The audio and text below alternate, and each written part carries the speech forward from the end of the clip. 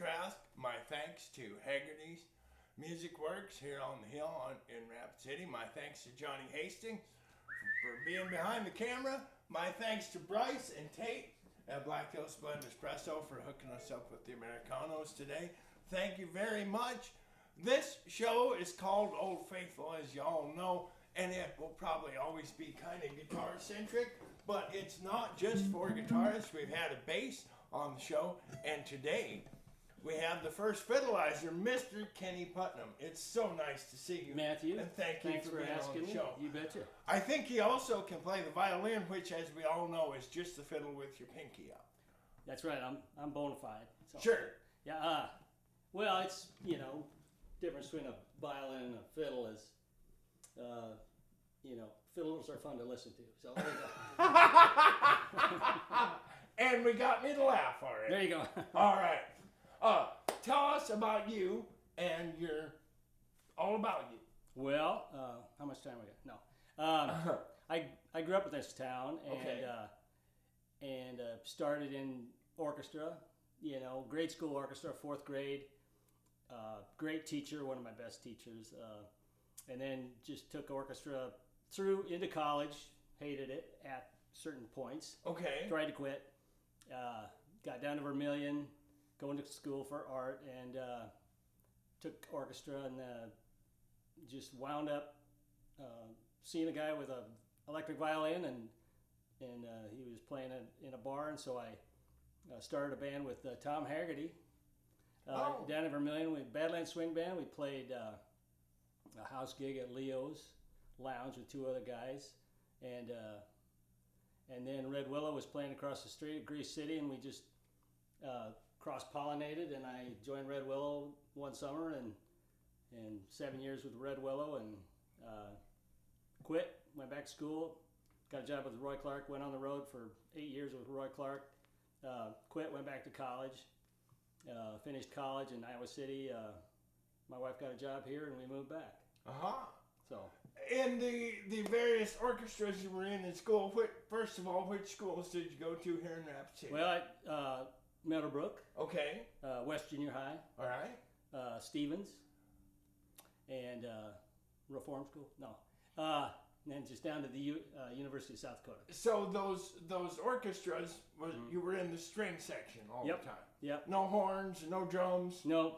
None of that? None of that. Did you do any other jazz ensembles or anything? There was a lot of opportunities for horn, for band. Right. They went to the Rose Bowl and they did all this great stuff, and the orchestra, Hosey Main, bless his heart, all he did was once a year cook us eggs and bacon at Canyon Lake Park. But I always thought, and I still think it's a good idea, that they should start a marching orchestra.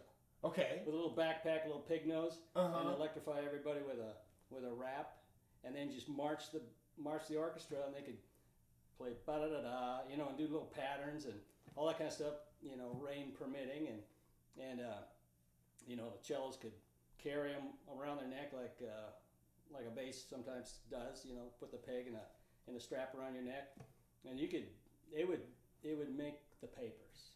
It'd be a great thing. Sellout crowd. Packed sidewalks. And you just turn those amps up and rock it. They have marching choruses. Right. They, give the orchestra just those transducer raps. Sure. That they can pass on to the next year or the next student. Right. And you wouldn't have to do anything to the violin. And just get everybody a pig nose or the equivalent, battery operated. Sure. And just go for it. So I have had a few big deals on the show. This may arguably be the biggest deal I've had on the show yet. Tell us a little bit about touring, what you learned, what you liked, what you didn't. Well, I learned that when you're on the show, when you're with a band, it doesn't matter what band, you're doing the band's material. And you can bring new material to the band and whatever. But you're essentially doing the same performance night after night after night with variation. And touring, all you do, the crowd changes, but oftentimes the show doesn't. And so it's with the Willows, we were always adding new material. We had Chris Gage and Hank Harris were both great songwriters, so we were always working on new material. With the Roy Clark show, it was pretty much the stock show. You know? Okay. It was like a play almost, and but it was a ton of fun. And the only time you really had to earn your money was when we did we'd do Hee Haw, and we'd have to learn 6 songs that we've never played before and film it on television, in a half hour. And me and the other, if I was by myself, it would be a lot easier, but both fiddles had to get their bows going the same direction. Right. So it's a lot of work at certain times, and then the other times it's a performance that you do for a different crowd every night. Roy Clark, for those of you who may have forgotten, was an absolutely phenomenal multi-instrumentalist, if I'm not mistaken.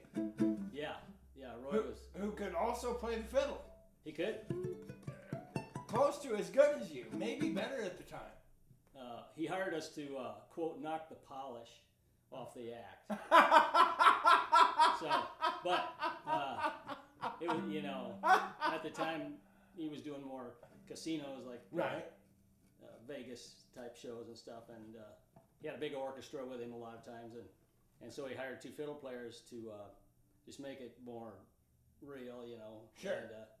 And so, but yeah, Roy was a great musician. He was blistering guitar player. I mean, just a phenomenal. But he was a banjo phenom when he was a kid on the Jimmy Dean show, and then he could play, something on everything. So, right. Yeah. So let's talk about your Old Faithful. Okay. We were talking earlier about when I first got started. I used to play a violin into a microphone, overhead mic, and it was but when you're in a bar room, you got these dancers out of control, and every vocalist knows this. They dance into your microphone and smacks you in the face. Well, that would happen. I put the mic right here, and my best violin, I got a grill mark, a punch mark right there. Oh, where somebody jammed the microphone and popped it. And then you get a backache because you're always standing up to this boom stand. And so I wanted to go electric, and I've always used the same pickup my entire career. And technology changes and people move on, but this Barkasberry Inbridge has been an old faithful for me because it accentuates the low end. okay.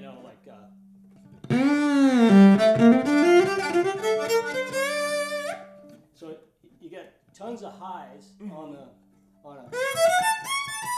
You don't need any of those. Right. You need, ballsy low end. Right. And then, and they accentuate that because the transducer's on the bass side. Oh. And they wear out. Those little crystals break down and they'll start sounding weird. And then I found that I need an amp with a big speaker, not a bunch of little. I had a VT40 Ampeg. Right. It sounded horrible. It was just these little 8-inch speakers and or maybe 10-inch. I can't remember. No, they're 8s. But anyway, but a big speaker, like a lot of fiddle players played the Nashville 400, which is a big 12-inch speaker, and so that is the way to go with a violin anyway. And we used to get amps. They'd give us amps. So I had some polytones, which are little cubes that a lot of acoustic players used. Newgrass Revival used them. We played those for a while, and then I had someone gave us a big Carvin amp it was made out of oak. The cabinet was oak. Wow. And it had this huge 18-inch speaker. I can't remember, but the thing weighed a ton. You were crippled right. that you couldn't play, getting it in the door. And then I had a 3-way system with a big Cabaret JBL and like a crossover and the whole kind of a mini PA. I did that for a while, but that was a pain because you had to load it in, load it out, and so I was always looking for an amp, and most every gig I play, I don't hardly play anything, you know, I could count on one hand where I don't plug into the PA. And so I use this kind of as my monitor, but also in a smaller theater you hear it. And the thing I like about this amp, it's a Shenandoah Acoustic 85. I was looking last night. You can always tell a good amp by setting everything to 12 and just plugging in, because then you know you got room high and low. And this thing just sounds good. It's got a bit of an electronic sound, but not as much as other amps I've used. Okay. And I don't use any preamp, and because of this pickup, Sure. you don't need a preamp for some reason. These have tons of juice. A lot of guys plug into a Bags or some transducer preamp. I go right into the thing direct, and I come right out of the back, so I don't need a DI. I don't need a preamp.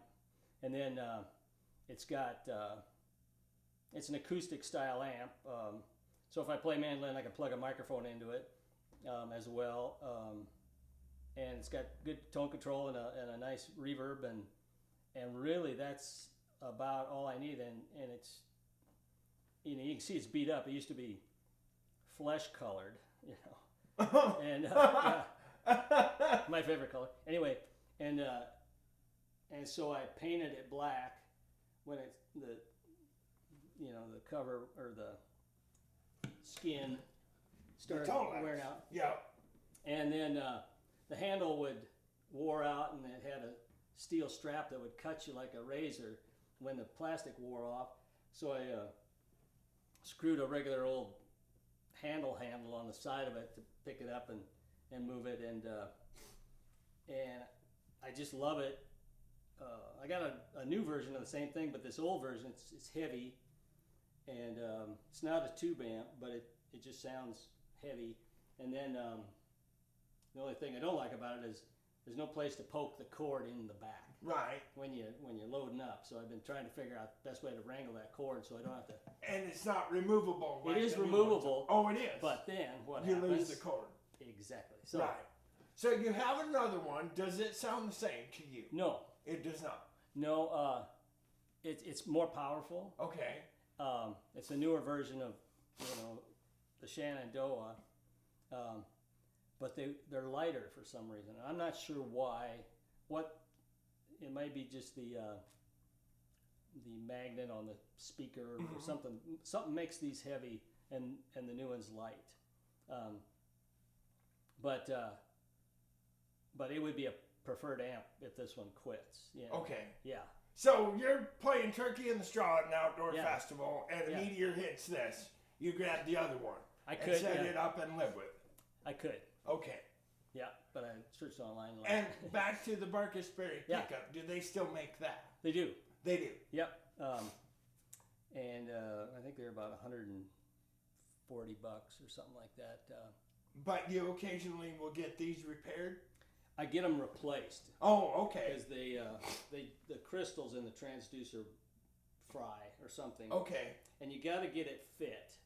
Any bridge on a violin is critical to the sound of the violin, so you got to fit the feet to the top. Sure. All that stuff. Scott Pack, by the way, the best luthier I've worked with. Anyway, but you want to kind of leave them thick because you don't want them warping. Mm-hmm. So, but it sounds okay acoustically as well, so you don't need it.